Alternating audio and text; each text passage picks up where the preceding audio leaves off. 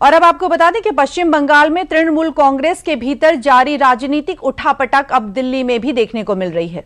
दरअसल टीएमसी के कई बागी सांसदों ने केंद्रीय मंत्री भूपेंद्र यादव के घर पर बैठक के बाद लोकसभा अध्यक्ष से मुलाकात कर लोकसभा में अलग से बैठने की मांग की है। साथ ही Nationalist Citizen Party of India में विलय की बात भी कही है। पश्चिम बंगाल में विधानसभा चुनाव में तृणमूल कांग्रेस की करारी हार के बाद पार्टी में कलह लगातार बढ़ता ही जा रहा है।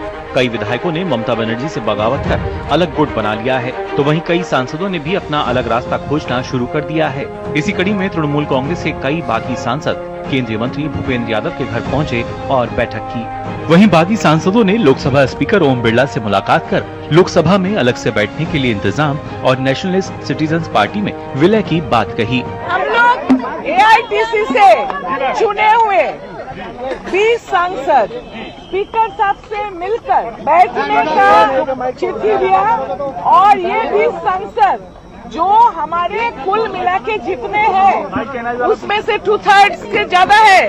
हम ये जो झूठ appeal nationalist party of India से। इस बीच तृणमूल के बागी गुट को मान्यता न दिए जाने की मांग करते हुए तृणमूल सांसद और पार्टी के राष्ट्रीय महासचिव अभिषेक बनर्जी ने लोकसभा अध्यक्ष ओम बिरला को पत्र लिखा है। इस पत्र को तृणमूल कांग्रेस सांसद कीर्ति आजाद और सागरिका घोष ने लोकसभा अध्यक्ष को सौंपा। अब कौन किसको सपोर्ट कर रहा है वो हमारा मामला नहीं, उनके मामला है। पार्लियामेंट में जैसे बैठेंगे स्पीकर के पास जाएंगे, उनको जो ठीक लगेगा बोलेंगे। तृणमूल को देखने का हमको जरूरत नहीं है, कौन आया कौन गया हमको देखने का जरूरत नहीं है, लेकिन तृणमूल कांग्रेस पार्टी नहीं रहेगा ये तो हम लोग को भी देख पा रहा हूँ। 22 मिले, 29 मिले, 40 मिले, ये उन लोगों का विषय है, ये हमारा कोई विषय नहीं है। तृणमूल का इंटरनल बात है। इतना दिनों से जो तृणमूल जैसे तरीके से चल रहे थे, अभी हारने के बाद सबको लगा कि अभी बोलना चाहिए, अभी उससे दूर होना चाहिए, तो ये हो रहा है। वहीं पश्चिम बंगाल के चर्चित सिग्नेचर फॉर्जरी यानी कथित फर्जी हस्ताक्षर मामले में तृणमूल कांग्रेस के राष्ट्रीय महासचिव अभिषेक बनर्जी एक बार फिर पूछताछ के लिए कोलकाता के भवानी भवन पहुंचे। शुक्रवार को उनसे करीब 5.5 घंटे तक पूछताछ हुई थी। जांच कर रही सीआईडी अब इस मामले में अलग अलग नेताओं के बयानों का मिलान कर रही है। इसी सिलसिले में तृणमूल नेता कुणाल घोष से सीआईडी दफ्तर में पूछताछ हुई। मामला विधानसभा से जुड़े एक विवादित पत्र में कथित तौर पर विधायकों के फर्जी हस्ताक्षरों के आरोपों से जुड़ा है।